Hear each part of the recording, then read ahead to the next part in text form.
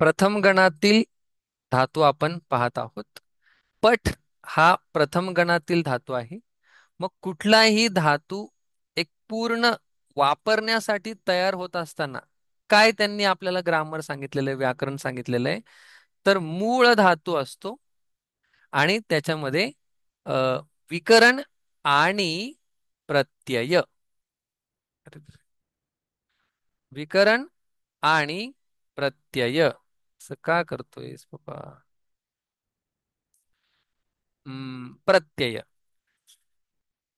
मग आता प्रथम गण असल्यामुळे, ऐका असू द्या, चला, प्रथम गण असल्यामुळे त्या प्रथम गणाचं विकरण आहे अ. अ हे प्रथम गणाचं विकरण आहे. म्हणून काय होतं, त्या ती या प्रत्ययाच्या पूर्वी, बघा हा ती प्रत्यय आता लिहितो, पुन्हा चालू केलंय मी ते इंग्लिशचं ती. मग आता काय होतं, याच्याच खाली लिहितो. अरे बापरे. एक पुन्हा खाली घेतो. बघा, पठ हा मूळ धातू आहे. त्याच्यामध्ये अ हे विकरण मी ऍड केलेलं आहे. अ का मी ऍड करतोय, कारण की तो प्रथम गणाचा विकरण आहे म्हणून. आणि ती हा काय आहे, संस्कृत बनवण्यासाठी प्रत्यय लागलेला आहे. मग जर तो अ ठ मध्ये गेला तर काय होईल? प ठ ती. अशा प्रकारे पठती तयार झाला.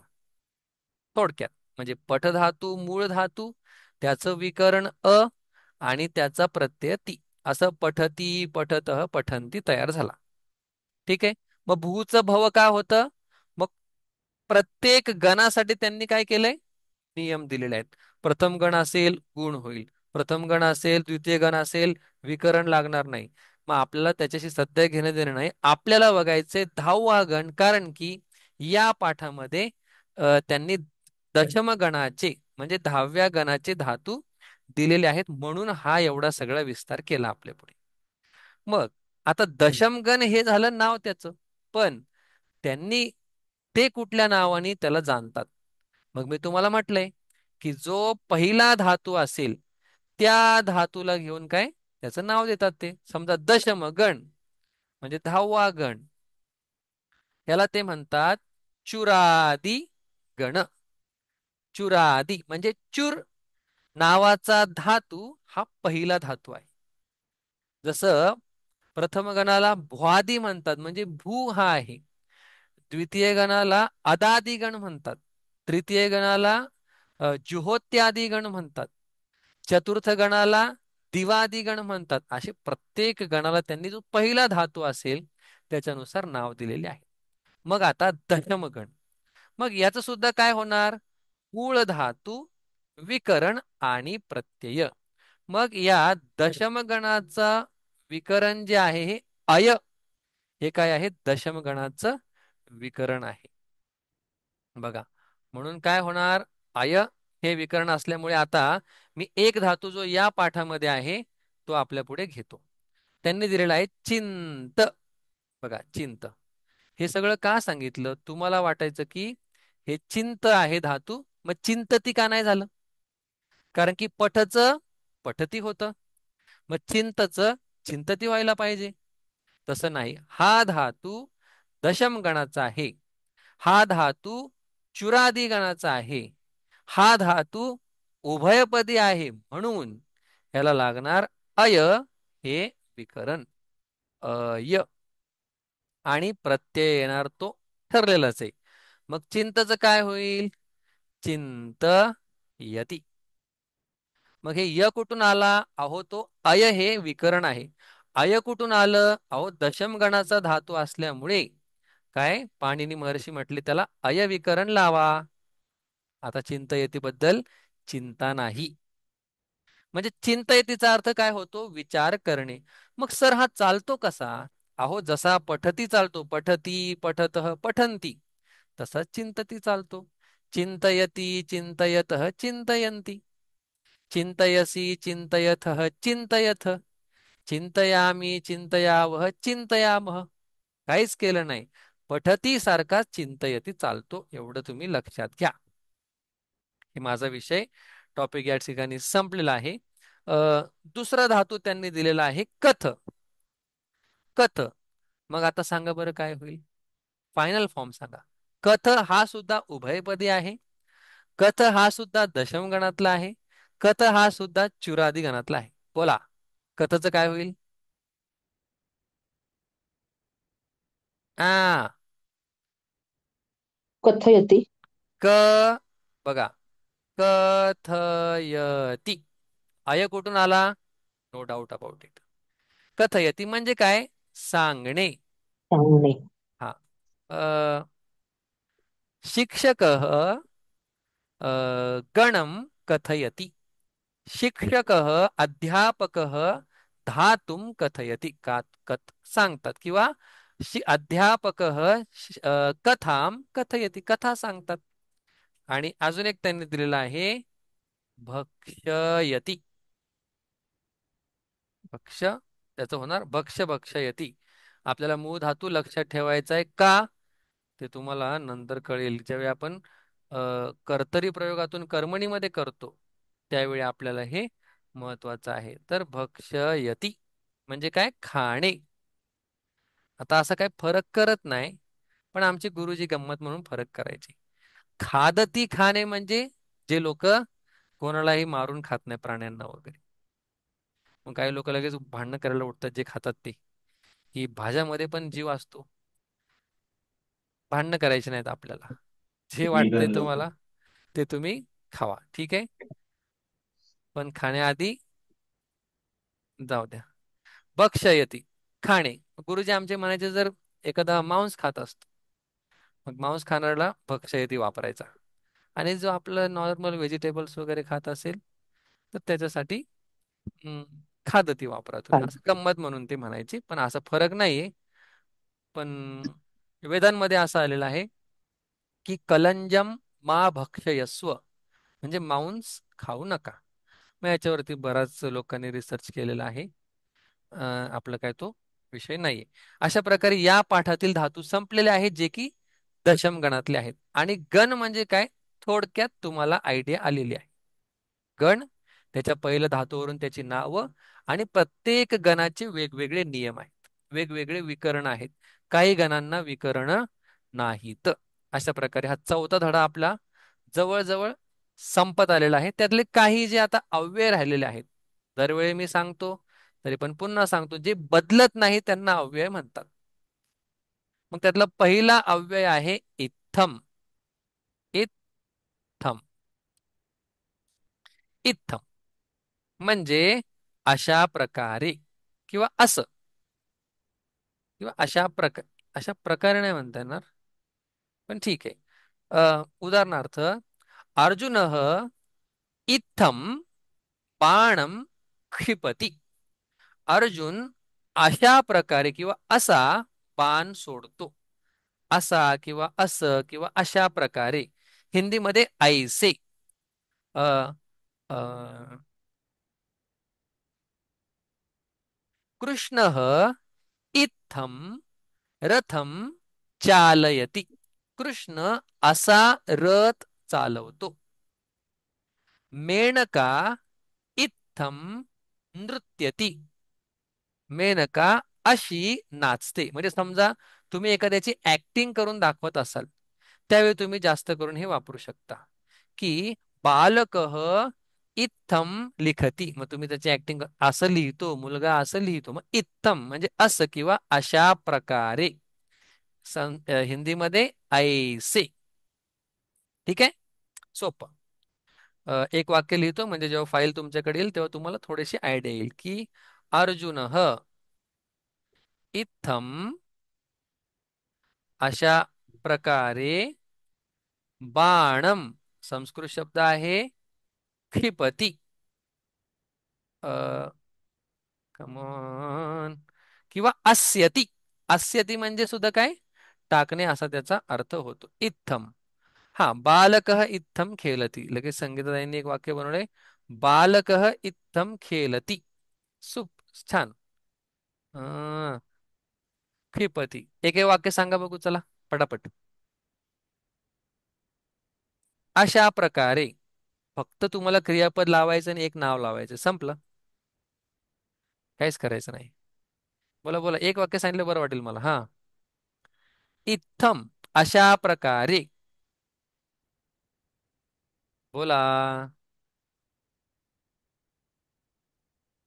क्षिपती. सोपं आहे नाव, कुठलंही नाव घ्या एक, त्याच्या पुढे इत्थम लावा आणि एक क्रियापद लावा. अ शिशुपालः इत्थम न नमति. अशा प्रकारे तो नमन करत नाही. ठीक आहे, चला. हम्म, पुढे जाऊया आपण. तुम्ही बोलत नाहीयेत, मी पण वेळेअभावी पळतो जरा. तथा. तथा म्हणजे तसं किंवा तशा प्रकारे. ओके. अ तथा. हिंदीमध्ये वैसे. गायकः तथा न गायती. गाणारा तसं गात नाही. तसं म्हणजे एखाद्याला सांगायचं असेल की तो तसं नाही करत, असं नाही करत. आपल्या मराठीत पण आपण बोलत असतो, असं केलं त्यांनी, तसं केलं, तसं करतो तो, तसं तसं तसं. गायक तथा न गायती. तशा प्रकारे तो गात नाही, तसं तो गात नाही. हम्म.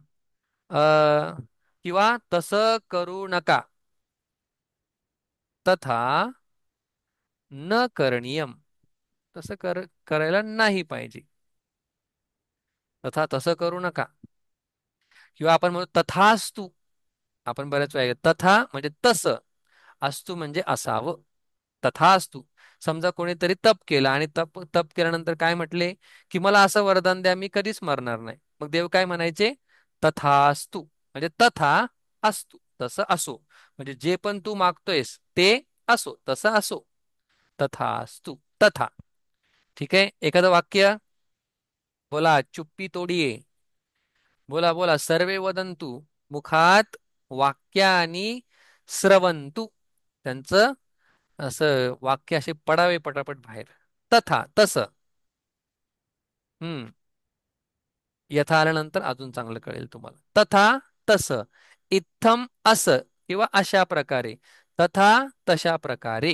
हम्म.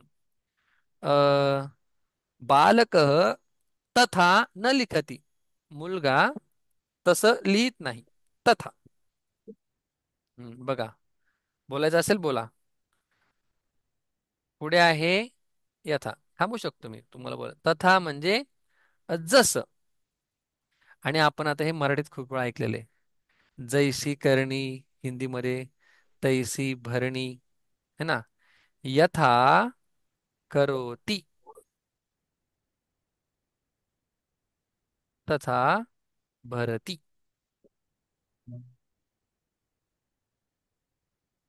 ठीक आहे. जसं करतो तसंच तो भरतो किंवा भोगतो. Mute mute mute. हा. यथा शिक्षक. बघा, अजून एक वाक्य बनवतो. यथा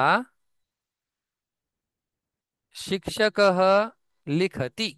म्हणजे काय होईल? जसं शिक्षक लिहितात, तथा छात्र लिखती. जर तुम्ही चांगले छात्र असाल, की सर म्हटले उद्या वाक्य लिहा, लगेच लिहित असाल, तर मग तुम्ही तथा लिखती. आणि काही जण यथा शिक्षक लिखती वदती तथा छात्राः न लिखन्ति. त्याच्यामुळे तुम्हाला लिहायचंय मी जे जे सांगेल ते. आता मी छडी घेऊन तुमच्या जवळ नाही येऊ शकत, पण तुम्हाला माझे वाक्य हेच छडी असं समजून तुम्हाला लिहायचं आहे. ठीक आहे. तथा. भरपूर ठिकाणी येतात हे. यथा तथा दोन दोनच वाक्य सांगतोय. ठीक आहे. इत्थम अशा प्रकारे, असं अशा प्रकारे. तथा तसं. यथा जसं. हिंदीमध्ये जैसे. हम्म. असं करू नका. इत्थम मा कुरु. ओके. तसं करा. तथैव कुरु. तसं करा. ओके. हम्म. पुढे आहे कथम. हे सगळ्यात महत्वाचं असतं आपलं. कसं करू. कथम. कसं. कसं. बघा. नृपः कथम रक्षती काय अर्थ होईल? नृप म्हणजे तुम्हाला माहिती आहे. बोला. हम्म. राजा कसे रक्षण करतो? राजा कसे रक्षण करतो? राजा, हा, कथम, कसे. ठीक आहे. राजा कसे रक्षण करतो? कथम. माता कथम पचती. किती सोपं आहे. मग हे जर पचती तुम्हाला कळलं तर तुम्हाला फक्त क्लासमध्ये बोलायचे, तुम्हाला बोलण्यासाठी वेगळा स्वतंत्र क्लास लावायचा नाहीये. नक्कीच स्वतंत्र क्लास लावल्यानंतर फरक पडणारच आहे. पण तुम्ही जर इथेच प्रॅक्टिस केली, कथम, इत्थम, यथा, तथा, तुम्हाला येणारच आहे. नाही येणार असं नाहीये. आई कशी स्वयंपाक करते. ओके, कथम. पुढे आहे आपलं अपी. आपण पाहिलेलं आहे काय अपी? हो, अपी आपण पाहिलेलं आहे मागच्या वेळी. अपी म्हणजे सुद्धा, तरी पण एकदा पाहूया. मला तुमच्या आमचे गुरुजी म्हणायचे, मला तुमच्या बुद्धीवरती प्रचंड विश्वास आहे, म्हणून आपण पुन्हा एकदा पाहूया. अ सेवक नमती. ठीक आहे. सेवक नमती. अ, रक्षक अपि नमती. बघा, सेवक नमस्कार करतो आणि रक्षण करणारे जे आहेत ते सुद्धा नमतात. सोपं वाक्य आहे. अपि, अपि सुद्धा. अ, रामः गायती. काय येईल पुढे? सीता. बोला बोला बोला. सीता अपि. हा, बोला ना. गायती. बघा, दोन्हीकडे क्रियापद सारखेच पाहिजे असं नाही म्हणू शकत. राम गातो, सीता सुद्धा खाते, असं नाही. जेव्हा सुद्धा म्हणायचे तेव्हा दोघांच्या क्रिया काय पाहिजेत? सारख्या पाहिजेत. मी संस्कृत शिकतो, ती सुद्धा संस्कृत शिकते. मग शिकतो शिकतो काय पाहिजे? कॉमन पाहिजे. मी संस्कृत शिकवतो, ती सुद्धा संस्कृत शिकवते. अपि. आतापर्यंत काय बघितलं? इत्थम. ठीक आहे. तथा, यथा, कथम, अपि. पुढे आहे, बघा थोडस लक्ष द्या. एव. एवचा अर्थ आहे च मराठीमध्ये. च. हम्म. रामच राजा आहे. किंवा हे मुलं मजा मजाने म्हणत असतात की गंगाधरच शक्तिमान आहे. जुनी सिरियल होती. नृपः, न रामः एव म्हणजे च, रामच. जेव्हा चकार लावायचा आपल्याला, रामच राजा भवती आहे किंवा असती, दोन्ही पण सारखेच आहेत. ठीक आहे. एव, एव, एव, एव बऱ्याच वेळा वापरतात जास्त एम्फसाइज, फोर्स करण्यासाठी. ठीक आहे. साय एक सोपं सांगतो, किंवा मराठी सुद्धा आपण बोलत असतो. प्रातः काले एव आगच्छति. आता करता लिहितोय सूर्य. सूर्य कधी येतो? आगच्छतीच्या ऐवजी आपण उदयती लिहूया. उदयती. सोपं. माहित नाही आपल्याला, पण एखाद्या क्रियापदाची भर पडली तर काय वाईट आहे? सूर्य प्रातःकाले एव उदयती. सूर्य सकाळीच उगवतो. ठीक आहे. च, च, च, च म्हणजे एव. ठीक आहे. च मागच्या वेळी आपण पाहिला होता, त्याचा नियम पण पाहिला होता. किंतु आणि परंतु. मग हे काय मराठीत का? नाही. मराठीमध्ये सुद्धा संस्कृत सारखे ते आलेले आहेत. ठीक आहे. अ रामः गायती. राम गातो. किंतु किंवा परंतु सीता न शृणोती. झाले असतील काहीतरी भांडणं, राम गातो पण सीता ऐकत नाही, किंवा राम वदती, किंवा राम आदिशती, राम आदेश देतोय तरी ते सुद्धा ऐकत नाही. अजून एक वाक्य बनवतो, किंतु परंतु. राजाचं बनवूया आणि प्रजाचं. राम राम नको, नृप आदिशती, किंतु किंवा परंतु प्रजा न अनुसरंती, ते फॉलो नाही करत, ऐकत नाही. अनुसरंती सोपं. बघा सर, तुम्हाला सगळं सोपंच आहे. अहो सोपंच आहे, तुम्ही लक्ष द्या, लिहून घ्या. क्लास झाल्यानंतर एकदा बघा, क्लासला यायच्या आधी एकदा बघा फक्त. आधी मध्ये नका बघू, नसेल जमत तर. नाहीतर असं नका समजू सरच म्हणलेत नका बघू. असं नाही, वेळ नसेल तुम्हाला तर ची गोष्ट आपली चाललेली आहे. बघा, इत्थम म्हणजे असं, ऐसे, अ, तथा म्हणजे वैसे, तसं, यथा म्हणजे जसं, कथम म्हणजे कसं, अपि म्हणजे सुद्धा, एव म्हणजे च, च, च म्हणजे आणि. आता इथं कन्फ्युज नका हो. मराठीतला च म्हणजे संस्कृत मधला एव, संस्कृत मधला च म्हणजे मराठी मधला आणि. अरे रे रे रे, असू द्या. एव म्हणजे ही, च म्हणजे आणि. आणि तो च कुठे लिहितात? मध्ये लिहित नाहीत. जसं आपण मराठीमध्ये म्हणतो राम आणि सीता, तसं संस्कृतमध्ये नाही. राम सीता च, किंवा राम च सीता च, असा आपण हा नियम बघितलेला होता. आणि अशा प्रकारे आपला चौथा धडा संपलेला आहे. चौथ्या धड्याचे वाक्य तुम्ही लिहायला मोकळे आहात आता. म्हणजे रेडी आहात. मोकळे म्हणण्यापेक्षा रेडी चांगला शब्द आहे. ठीक आहे. थोडस हिंदीचं तुम्हाला ज्ञान पाहिजे. ठीक आहे. नसेल तरी तुम्हाला ते येऊन जाईल, एवढं काय अवघड नाही. शेवटची 5 मिनिटं आहेत, मी तुम्हाला एक छानस गीत माझ्या आवडतं ते तुम्हाला मी सांगणार आहे, किंबहुना शिकवणार आहे. बघा, असं एक रामाची स्तुती आहे बरं का. तुम्हाला गंमत वाटेल. ते वाचताना एखादा शब्द जरी इकडे तिकडे झाला, बघा काय म्हणतोय मी, एखादा शब्द जरी इकडे तिकडे झाला तरी ते अख्ख्या गीताचा म्हणजे रस निघून जातो. अशा प्रकारचं ते गीत आहे. ठीक आहे.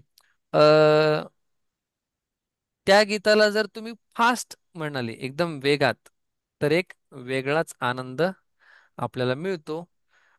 त्या गीताचं वैशिष्ट्य असं आहे की प्रभू रामचंद्रांची स्तुती केली आहे त्यांनी, पण रामाचा शब्द न वापरता, राम हा शब्द न वापरता रामाची स्तुती केलेली आहे.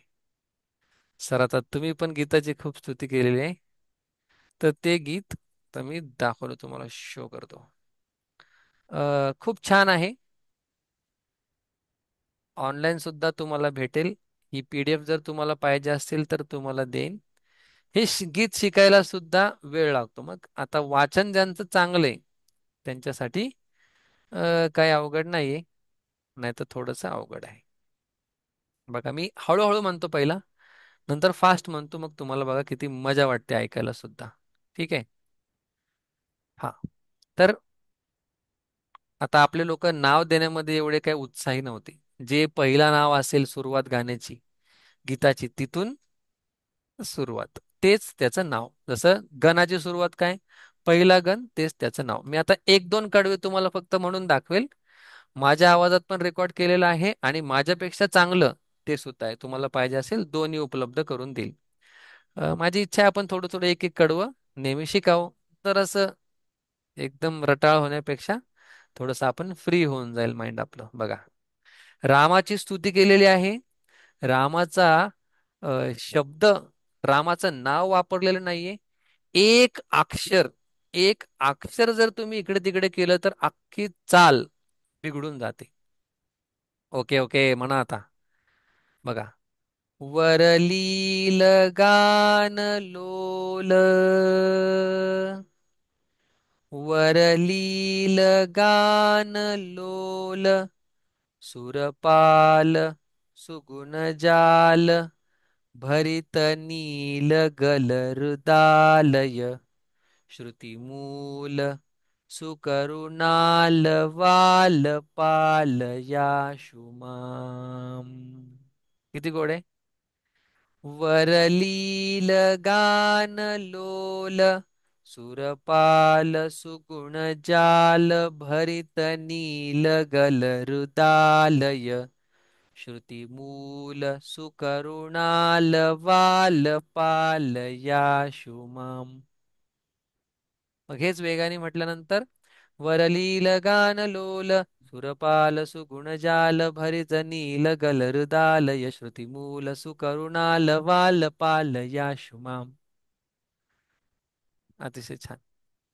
मग याचा अर्थ आधी बोलायला शिका मग अर्थ. सुरवंदिताप्त वृंद सुरवंदिताप्तवृन्द वरमंदर धर सुंदर कर कुंदर दन इंदुमुख सनंदन नुत नंद नंदनेंदिरावर. इथे तर डोळेच फिरतात आपले. काय हे? सुरवंदिताप्तवृंद वरमंदर धर सुंदर कर कुंदर दन इंदुमुख सनंदन नुत नंद नंदनेंदिरावर.